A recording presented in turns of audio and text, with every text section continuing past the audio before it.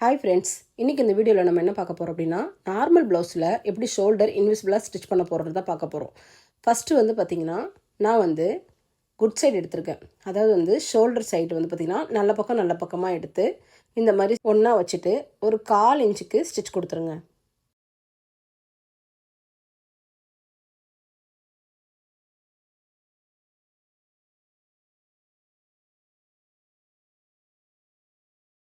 இப்போது திருப்பிடுங்க. இப்போது இந்த சைடு பார்த்திங்கன்னா, இப்போ ராங் சைடெலாம் திருப்பிட்டேன். ராங் சைடில் திருப்பிட்டு மறுபடியும் ஒரு 1/4 இன்ச்சு கேப்பு விட்டுட்டு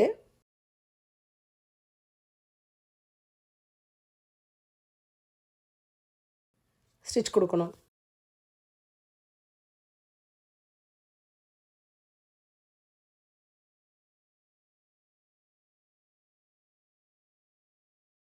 இப்படி நீங்கள் ஸ்டிச் பண்ணும்போது பார்த்திங்கன்னா, இந்த இடத்துல ஷோல்டர் பார்த்திங்கன்னா நீட்டாக பிசுறு இல்லாமல் இருக்கும்.